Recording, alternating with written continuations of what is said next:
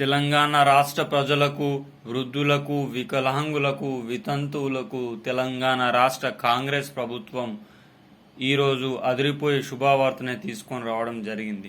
దానికి సంబంధించిన పూర్తి సమాచారం తెలుసుకోవాలనుకుంటే ఈ వీడియోని పూర్తిగా ఎండింగ్ వరకు చూడండి. అదేవిధంగా ఈ వీడియోని లైక్ చేయండి.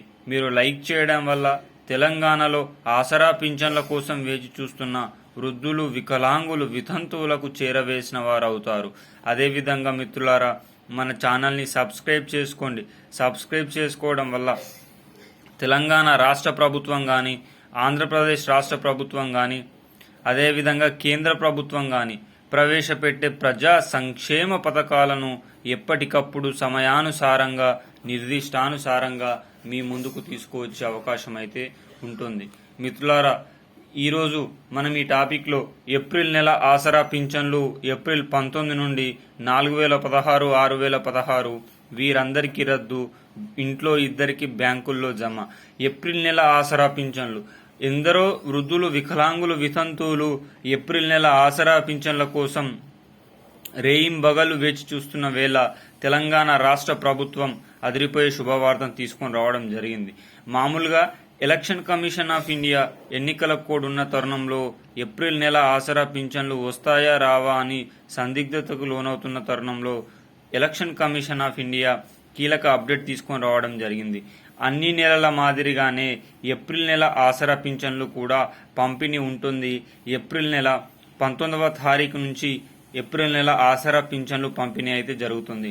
మరి ఏప్రిల్ నెల 19వ తారీఖు నుంచి అన్ని జిల్లాలు ఒకే సమయాన జమ అవుతాయంటే అలా జమ అయ్యే అవకాశం అయితే లేదు. ఏప్రిల్ నెల ఆసరా పింఛన్లు ప్రతి నెల కూడా జిల్లాల వారీగా, జిల్లాలకు అనుగుణంగా ఏప్రిల్ నెల ఆసరా పింఛన్లు కూడా పంపిణీ చేయడం అనేది జరుగుతుంది. ఒక జిల్లాలో ఈ రోజు వస్తే ఇంకొక జిల్లాలో ఇంకొక 2 రోజులైన తర్వాత కూడా పంపిణీ స్టార్ట్ అయితే కాబోతుంది.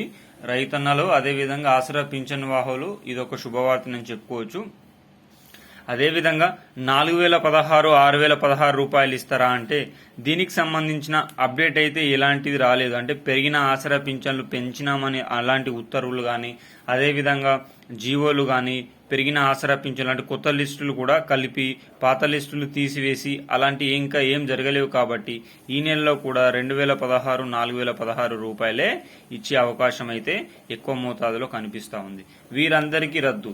ఎవరెవరికి రద్దు అంటే బోగస్ సర్టిఫికేట్స్ ఎవరైతే పెట్టారో, అంటే ఫేక్ గా ఆధార్ కార్డ్, ఫేక్ గా రేషన్ కార్డ్, ఫేక్ గా ఎవరైతే సదరం సర్టిఫికేట్లను పొందారో వీరందరినీ కూడా ప్రభుత్వం రద్దు చేసి వీరి ప్లేస్ లో ఆశావాహులకు ఇవ్వాలని అనుకుంటుంది. అంటే ప్రజా ప్రభుత్వంలో ఎందరో మంది సదరం సర్టిఫికేట్లు ఫేక్ గా పెట్టి అధికారులను మ్యానిపులేట్ చేసి ఆసరా పెన్షన్లు పొందుతున్న సంగతి తెలిసిందే.